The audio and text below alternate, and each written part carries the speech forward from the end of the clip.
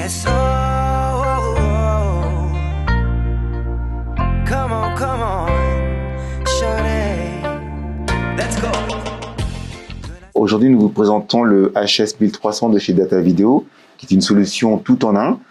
Sur cet écran, on voit apparaître donc le preview qui permet de préparer l'image avant d'être à l'antenne, le programme qui est l'image à l'antenne, et ici toutes les sources rentrées dans le mélangeur. On a maximum 6 sources, donc 4 SDI et 2 HDMI. Là, bien évidemment, on reste au noir puisque je n'ai branché que 2 caméras pour l'exemple. Sortie autonome 2.3, je pourrais afficher par exemple le multiview, ce que je fais, ou le programme, afin peut-être de faire une repique dans la salle pour les gens qui seraient un petit peu loin. Le HS1300 est un mélangeur donc 6 entrées, mais qui a aussi la particularité de pouvoir streamer directement sur Internet. Donc, via une application sur un ordinateur à côté, on va pouvoir définir le bitrate et streamer là où on veut. Il peut également, sur une carte SD, enregistrer le programme. Alors, c'est très pratique. C'est vraiment, on met simplement une carte SD dans la machine et je peux enregistrer directement le programme. Ce qui fait qu'à la fin de ma prestation, je peux déjà remettre soit à moi-même, soit à mon client le résultat. Le HS1300 est une solution tout en un, donc c'est vraiment très pratique. C'est comme une petite valise, hein, moi j'aime beaucoup.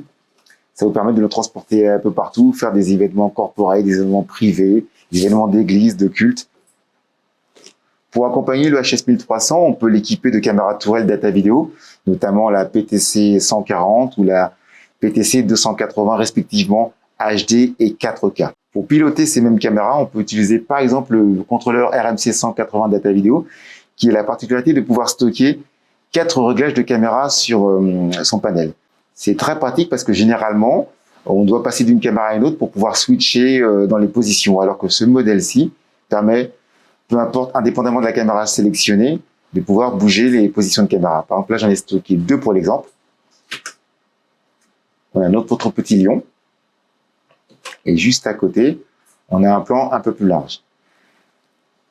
Ce que je peux faire, c'est que simplement, plutôt que de sélectionner une nouvelle caméra, je peux aussi directement appeler des positions stockées au préalable.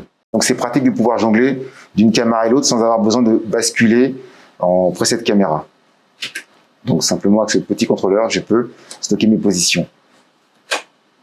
Bien évidemment, j'ai toujours le contrôle des caméras en PTZ directement avec le joystick. Vous voyez, là, j'ai fait un mouvement panoramique assez simple. J'ai différentes vitesses qui me permettent évidemment d'accélérer ou de ralentir en fonction de ce que je veux faire. Voilà. Bien évidemment, je peux régler la balance des blancs, le taux couleur, le focus et l'iris directement sur le panel, mais je peux aussi le faire en préalable. C'est pas forcément obligatoire de le faire tout de suite. Il faut bien comprendre que ce sont des caméras assez simples à prendre en main, donc tous les réglages se font en amont. Ce qui est intéressant avec ce petit RMC 180, c'est qu'en fait, on va pouvoir directement brancher les caméras à l'arrière sans avoir besoin de configuration IP. Parfois, l'IP est un peu rebutant pour certaines personnes. Là, il suffit simplement de brancher les caméras et d'utiliser. Le mieux, c'est de passer quand même nous voir en boutique. On vous expliquera, selon votre configuration, ce qu'il convient de faire.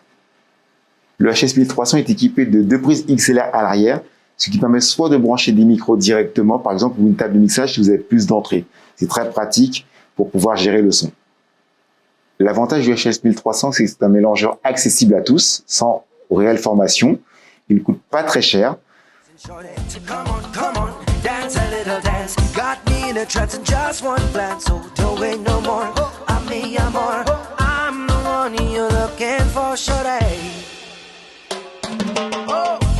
Girl, I see you over there hesitating, deliberating, you keep me waiting on a sign, looking at the corner of your eye.